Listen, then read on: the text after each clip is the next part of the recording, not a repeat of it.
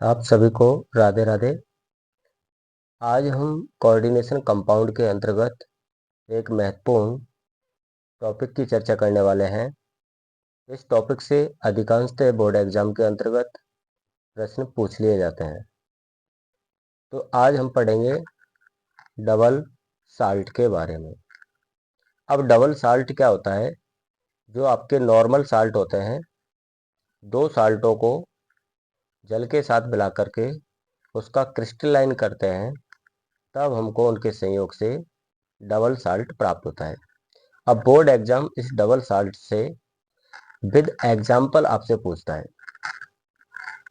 Double salt के example में पहला एग्जाम्पल आता है कार्नोलाइट।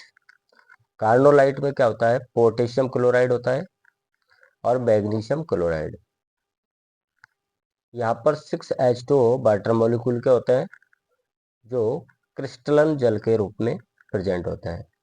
तो ये कार्नोलाइट एक डबल साल्ट है जिसका फॉर्मूला है KCl.MgCl2.6H2O। डबल साल्ट का जब हम आयनन करते हैं तो ये 100% अपने आयनों में टूट जाता है। इसलिए ये प्रत्येक आयन अपना अपना टेस्ट देते हैं, परीक्षण देते हैं और विलयन प्रावस्था में ये अपनी पहचान को समाप्त कर लेते हैं।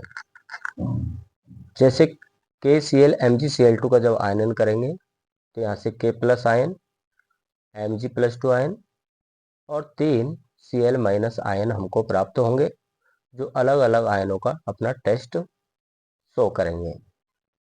इसी तरीके से दूसरा एक एग्जाम्पल आता है पोटास एलम। पोटास एलम क्या होता है? पोटेशियम सल्फेट और एल्यूमिनियम सल्फेट को मिलाकर के पोटास एलम बनाया जाता है। ये दो नॉर्मल साल्ट हैं जिनके संयोग से ये डबल साल्ट का फॉर्मेशन हुआ है। जब हम इसका विलयन में आयनन करते हैं तो यहाँ से 2K+ आयन, यहाँ से 2 Al+3 आयन और 3 और 1 4 सल्फेट आयन हमको यहाँ पर प्राप्त होते हैं। थर्ड जो आपका डबल साल्ट में के अंतर्गत आता है वो आता है मोहर साल्ट। मोहर साल्ट क्या होता है? फेरस सल्फेट और अमोनियम सल्फेट के संयोग से बनता है, जिसके अंतर्गत 6 वाटर मॉलिक्यूल होते हैं।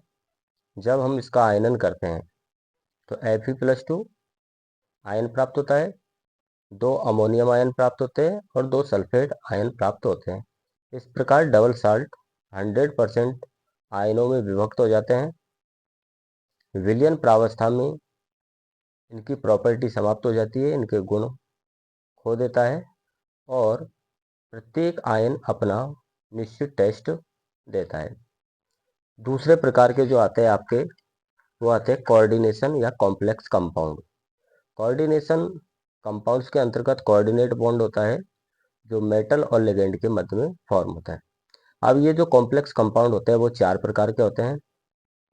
एक होता है सिंपल कैटायन कॉम्प्लेक्स आयन, मतलब इसमें कैटायन सिंपल होगा और कॉम्प्लेक्स जो होगा वो एनायन की फॉर्म होगा, जैसे K4FeCN का होल 6। जब हम इसका आयनन करते हैं तो ये 100% आयनित नहीं होता है। यहाँ से ये 4K+ आयन के रूप में और ये पूरा के पूरा कॉम्प्लेक्स जो है वो -4 आयन के रूप में टूटेगा। अब यहाँ पर K का टेस्ट तो देता है लेकिन यहाँ साइनाइड का टेस्ट नहीं होता, इसलिए कॉम्प्लेक्स कंपाउंड विलयन प्रावस्था में भी अपनी पहचान को बनाए रखते हैं।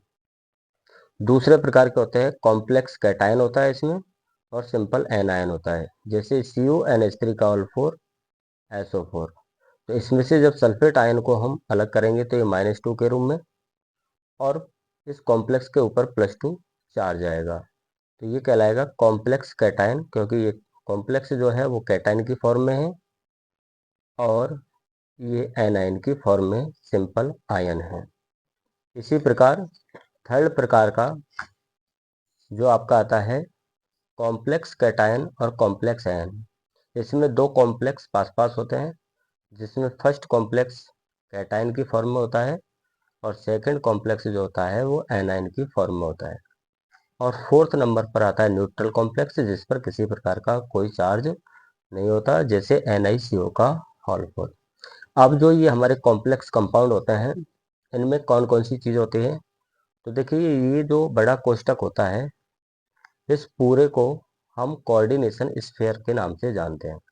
ये जो कोऑर्डिनेशन स्फीयर होते हैं, इसमें तीन चीज़ें मोस्टली होती है। एक होता है सेंट्रल मेटल आयन की फॉर्म में। सेकंड होता है लिगेंड, जो अपने एकांकी इलेक्ट्रॉन युग्म lone pair central metal ion की वैकेंट ऑर्बिटल को देकर के कोऑर्डिनेट बॉन्ड बनाते हैं। थर्ड होता है कोऑर्डिनेशन नंबर, जो लिगेंड के द्वारा सेंट्रल मेटल आयन के साथ कोऑर्डिनेट बॉन्ड बनाए जाते हैं, वो उसका कोऑर्डिनेशन नंबर होता है। और इस पूरे कोष्टक के बाहर राइट हैंड की ओर आयनाइजेशन स्फीयर होता है, जो ऋणात्मक होता है, और यदि ये आगे है तो ये कैटायन की फॉर्म में होता है। इस प्रकार पूरे कॉम्प्लेक्स कंपाउंड जो है कोऑर्डिनेशन कंपाउंड, उसमें एक कोऑर्डिनेशन स्फीयर होता है, आयोनाइजेशन स्फीयर होता है, कोऑर्डिनेशन नंबर होते हैं, लिगेंड होते हैं और सेंट्रल मेटल आयन होते हैं।